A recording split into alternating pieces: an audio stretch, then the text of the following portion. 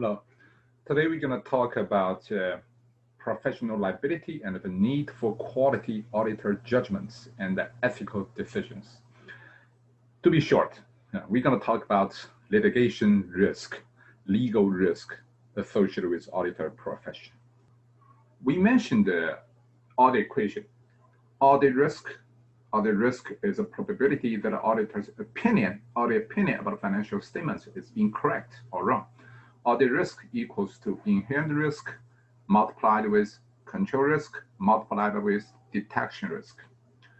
Inherent risk are those risks that have a potential to lead to misstatements, to frauds, but those factors cannot be controlled by either the client, the company, or auditors.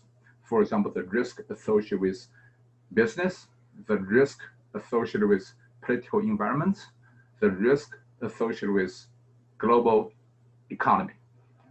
Control risk refers to the probability that the internal control system can prevent and detect misstatements. The higher, meaning the control, is worse.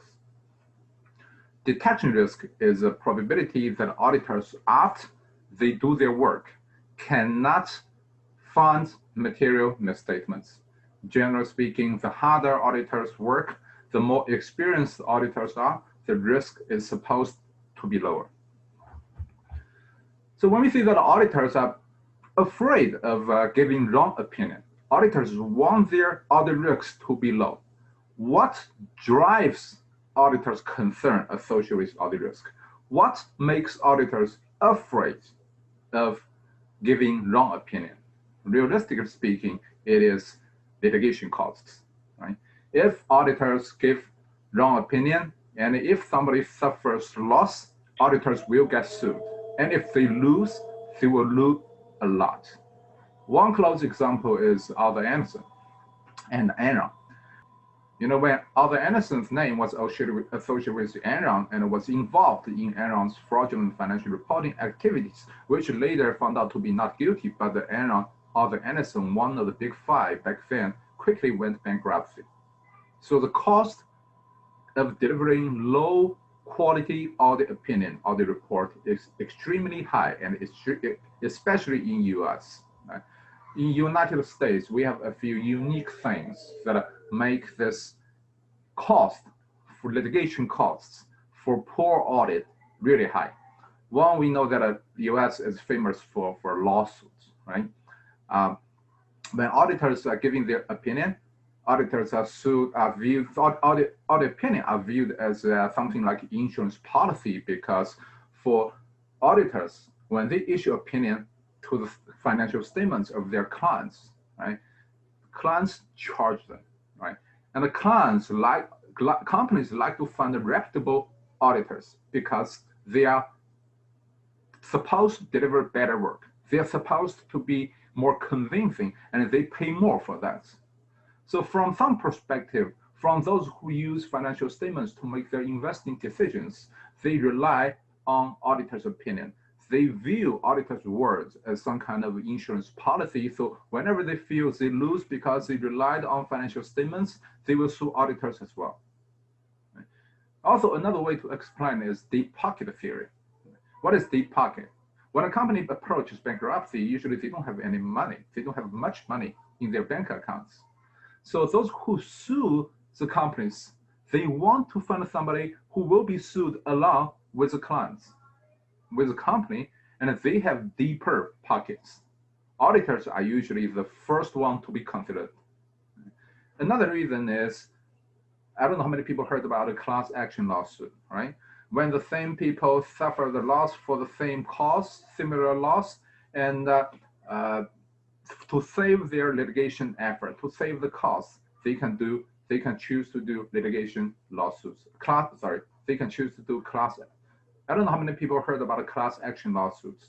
When people feel they suffer similar loss due to similar reasons from the same event, they can choose to file class action lawsuit to save costs, to make the lawsuits more effective, efficient. Right? So those things make this profession actually kind of riskier than many other professions. Right? Also, many people know that the US is a case law country. What is case law? Basically, the verdict of previous lawsuits can be used as basis, as arguments for any ongoing lawsuits. So any decision in favor against auditors can be used again to be against the auditors. So this makes this kind of auditor profession more more legal litigation prone, and auditors are extremely careful about dealing with those stuff. Right? But that said, it doesn't mean when we choose audit profession, we are kind of subject to such risk as well. As long as you're not involved in fraud, you're not a part of it, you don't have anything to worry about because you're just auditors. You can change your employer as long as you're not one of the patenters whose personal wealth is in line with audit firms.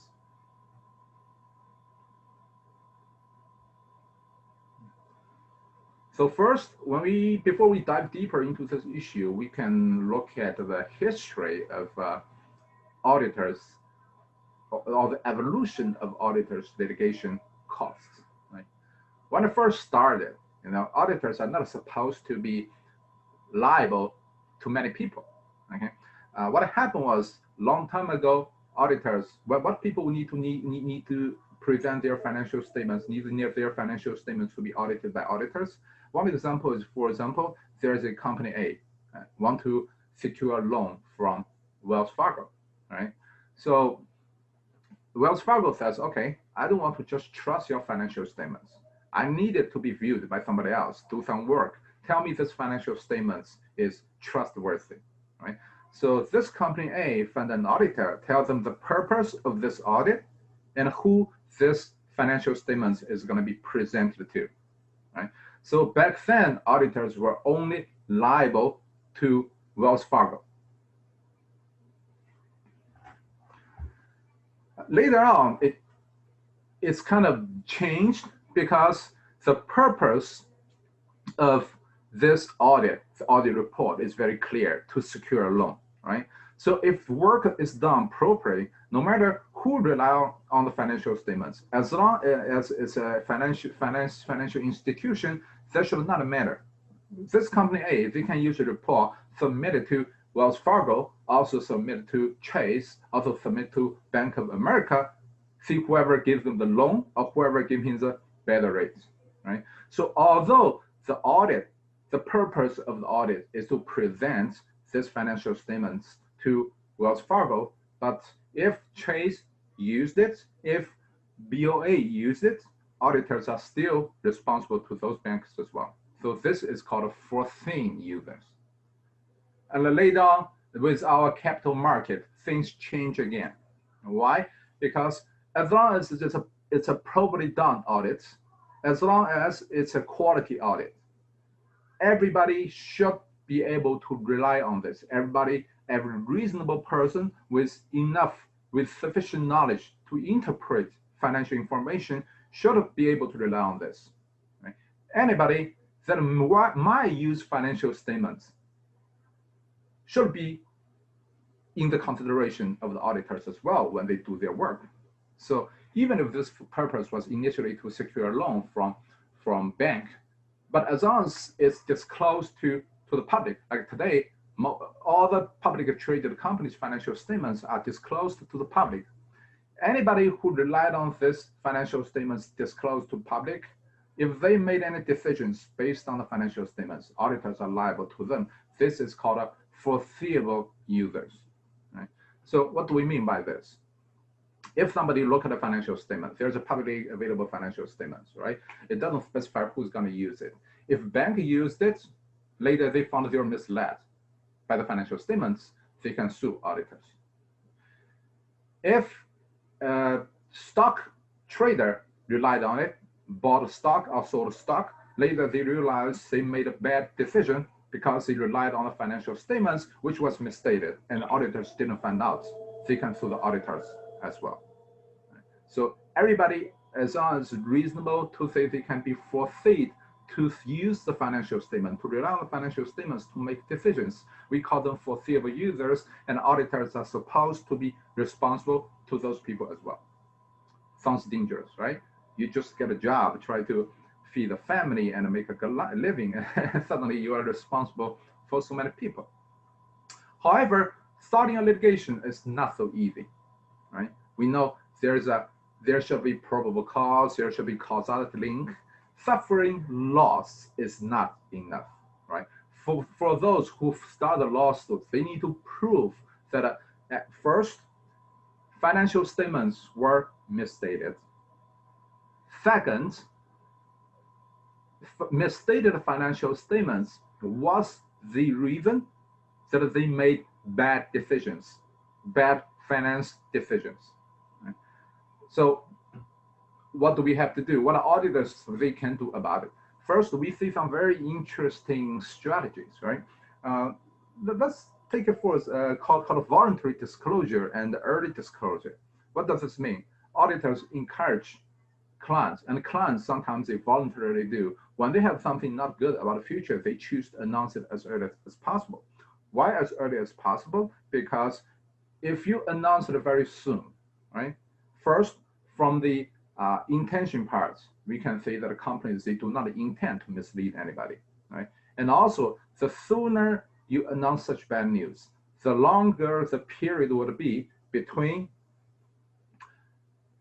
the event, the bad thing event, the, how to say this, the misleading financial information or whatever, and the date those who rely on financial statements made bad decisions, right? So let's take it for example.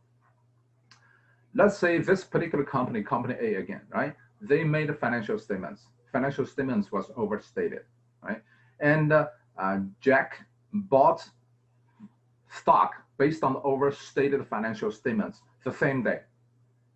And when such case was presented to the jury, it's very easy for jury to believe Jack made the investing decision based on the overstated financial statements because it is same day.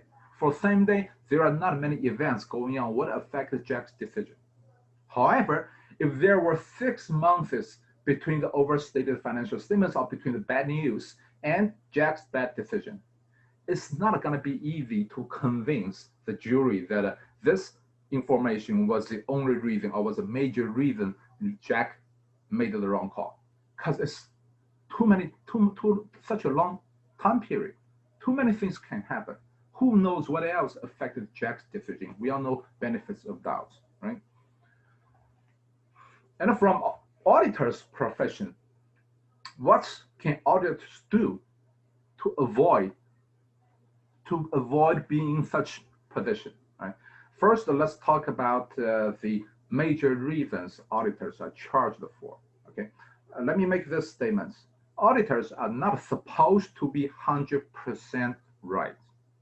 We have guide, we talked about it. There are so many transactions, many companies are so big, right? And I never think an audit team big enough to audit every transaction of a particular client. And as long as there are transactions unaudited, because nowadays we'll talk later that auditors, they do audit, when they do auditing, they do sampling, meaning that they take a look at a specific group of the population of all the transactions to produce their audit opinion.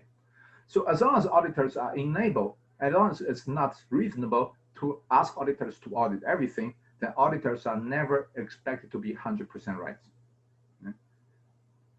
That being said, auditors might still be charged for 3 major reasons. One is called negligence. The second is called gross negligence. Right? The third is called basically fraud. We can put this center. Right? So what is negligence? Right? If, and in the audit profession, if a auditor, a qualified auditor, a capable auditor with his training, with his knowledge, should be able to see it, to find the misstatements, but the auditors didn't, then this is negligence. Gross negligence is much worse because if a normal human being, right, he should be able to see it, and auditors fail to find out. This is really bad, right? The third is the worst. Basically, it's fraud, right? Not only auditors who were involved, part of the fraud, will be accused. But if auditors, they know fraud, but they chose not to disclose it, they chose pretend not to know it, when they should know, when they know, then they are part of fraud as well. Let me give you a few examples. So first, negligence is really easy to understand, right? So for example, we are auditors are taking a look at clients' accounts receivable, and on the accounts receivable list, there's a 5 million outstanding accounts receivable balance, which auditors should have verified. Had they verified, because it was one of the largest accounts receivable balances on clients' accounts. Should auditors did some work, they will realize that accounts receivable was almost 100% uncollectible because the customer they were supposed to collect the money from already went bankrupt. But somehow auditors overlooked, all right, overlooked. So this is negligence because auditors didn't do their work as if they should do when they have enough training, when they're professional. Right? Gross negligence. Right? We all know that we all heard about a pension account. Many people just survived intermediate 3, I believe. So pension, we know pension were based on a lot of, for some companies, pension is still very big, and the pension expense is based on a lot of estimations. One of the estimation is how long employees will live after retirement, right? So pension expense reduces income statement, and not many people like high pension expense. Let's say auditors audit a client, all right? Auditors audit the client, and the client report extremely low pension. And in the pension report, clients disclose.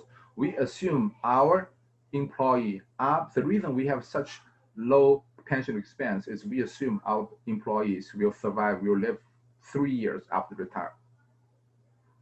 Average people retire at 65. So do you believe they live only for 3 years after 65? While the average male life expectancy is about 78 or 77 in United States for male, and for female, it might be 2-3 years longer, right? So of course, this assumption is horribly wrong, and you don't even need an accounting degree to know it. Had you look at the assumptions yourself. So this is very bad, gross negligence, right? Or auditors claim that they have $1 billion in their bank accounts, right? Well, banks send a balance already showing 1 million, right? This is gross negligence. So this is really bad, meaning that auditors didn't even have any little bit of professionalism, right? Not to mention that they don't even have the awareness of a regular person, a non-accounting, non-audit personnel. And this fraud involving case is more complicated. Let me give you one example, hiding the from a practical view. Okay, so a long time ago, I was involved in the auditing of a .com company, and I was not on the field because my level was a little bit high already. So we sent a few first year auditors to the field to collect information for us. So I was in the office and I waited for 2 weeks, and my manager told me that, hey, we might not do it because the client, we might just kick the client. Then I asked what happened. I thought it's supposed to be a good client, has a lot of right money and a good system. And the manager told me that it might not be the case because our auditor there found a lot of commercial income. It was involving some gray area like online gambling or adultery, adult stuff. So we are not sure if it's legal or not. We don't know because the law is not clear, and we don't want to risk it, right? We don't want to risk it. We had our legal consulting, and our legal advises us not to be involved in it. Why? Because practically speaking, if you stick with the client later until it's proved that they are doing illegal things, right? Then you, as an auditor, you have to report everything. It'll make things worse. And if you choose not to report, you're part of the fraud. Right? However, if you quit before you know it's fraud, then auditors are much safer. Right? This is from a practical point of view. If you smell it, it's usually too late. Right? If you know it, it's usually too late. You better quit when you sense it before you know it, because you cannot accuse anybody before you have evidence, before you know, right? It sounds a little bit, too practical, but it's a reality of the industry. So other than that, how can auditors protect themselves, right? The way to protect auditors protect themselves is through good work. What good work? We know we are not like the Kardashian family. We are not living in a reality show. There's no camera following us, right? So whenever there's any case involved, whenever the audit opinion is wrong, like I said, there's always a chance audit opinion is wrong. When auditors, right, when auditors are sued, the jury will take a look at whether there's auditors involved in fraud. If no, whether it's gross negligence. If no, whether it's negligence, to determine whether auditors liable or not. So how auditors show them they are not in the fraud, they don't have gross negligence, and they are not neglecting anything? First, we can call it, right, auditors need to convince other people, right? We are in the country, juries make the decision, and how to convince jury, right? In auditing, we have a term called independence in appearance and independence in fact. What does it mean, right? Anytime we start the audit client, we started with the clients, right? Usually there's an independence checklist sent to everybody, a form. Auditors need to sign, need to check and sign, stating they don't have any direct financial interests or indirect associated with the clients. Why? Because no matter how independent auditors actually are in their heart, in fact, when it's presented to the jury, if jury sees auditors hold 100 shares of client stock, jury won't believe auditors are independent. This actually makes people believe auditors have every reason to allow overstatement, or maybe even worse, part of the overstatement, because they can benefit from it.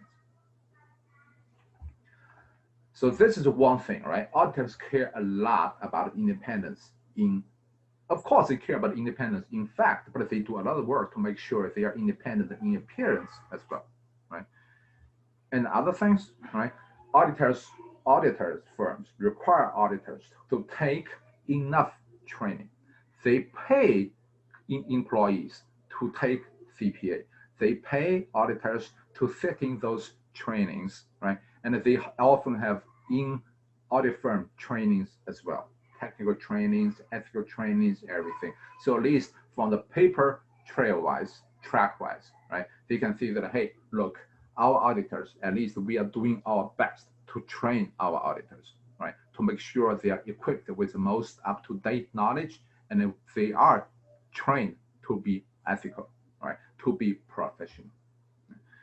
And another piece of weapon for auditors to shield, maybe to protect themselves, is working procedures, working programs, audit programs, or audit working papers.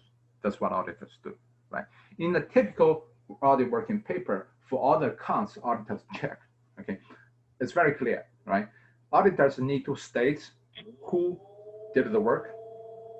They need to also state who reviewed the work and the date and the accounts they are checking and what work did they do, right? And what documents they checked, whether they checked the original documents or not. And they need to take a copy of those documents they checked as well. And they need to, for every audit work they do, they need to state the purpose of audit work and state details of what detailed work they have done and give a conclusion and tell people based on what they have the conclusion. Why do they do this? Again, auditors are not followed by cameras. There's no way for others, for the jury to know whether auditors were really working hard or not. How can they tell? Based on the work documents auditors did, right? If you look at the work documents, you can see auditors followed all the protocols of auditing standards, and they did everything they're supposed to, and they might even did more. So under those conditions, if fraud still occur, auditors fail to catch, or misstatements auditors didn't detect, then it becomes understandable because at the beginning we mentioned auditors, due to the limits of audit, not 100% auditing for sure, auditors are never expected to catch all the material misstatements, right? As long as auditors are not involved in a fraud, they are not neglecting anything, they did their professionalism, they exercised the due care, right? Auditors should be good, right? They should get out of jail free card, not really in the jail. They shouldn't be liable at all. So this is just the big picture of the litigation concerns of audit profession. But I have to admit, right, for auditors, we do sometimes walk into dilemmas which might seem to be make auditors put a position to make tough decisions. Let me give an example. Long time ago, I was involved in the client, pretty big client, not making a lot of humongous amount of money, but a very good client. They were trying to go public, believing with external funds flowing in, it will be much better. And that company was the biggest employer in town. Many people actually live on those companies. So very nice people, I remember. We went there often a lot because it was an IPO, and we went there a lot, talked to them a lot, lived there for a long time. I was traveling every 3 weeks, stay there basically every time I go there, stay 3 weeks and go back one weekend or 1 week, then go there again for about 9 months. You know those people a lot, nice people, most of all, nice people. So however, later we found out they have really serious debt issues. And many liabilities make us concerned they cannot generate in the future and generate sizable net income to cover all these, and they have a high risk of those capital chain issues, right? So it was really a tough call because we know those people. We know that if they don't get IPO, they don't get funds. We don't give them good rewards, they might just fail, and many people will suffer. But we still did what we're supposed to do because, right, on the one hand, we saw those people because we know them, because we saw them every day. But on the other hand, in the capital market, there were many people's pension, many people's retirement money, many people's family saving money in the capital market as well. So if we just favor one party because we know them and we conclude we are doing the right thing, then we are putting other people at risk. And who are we as auditors to tell who should be saved and who should not, right? Who should get the money, live better, who should not? If we try to do that, we are repeating the same mistake or same horrible things one man with a small mustache did a long time ago in the 30s, right? Hitler, we all know this. If we do this, we are no different because we are telling that based on our judgment, we are deciding who's worth more to be saved or to be helped, right? He was doing the same thing based on the racial stuff, right? Some people need to live better, some people should not, should be kicked away, or should be put into concentration camp. Much, much more horrible, but the thing. So auditors should avoid such things, right? The book, the chapter gives a very good example is, right, the rights theory, the hierarchy of rights. I suggest everybody read it and think about it, right? We are not making a lot of decisions. We are not trying to be the judge of anything. We have professional codes for us to follow, and we have working papers, computers to document our work. When you work, you try to be professional. You try to be what you are supposed to do. Do not bring yourself in, try to decide what is right and what is not. Okay, this part is done. I'll see you next time. Thank you.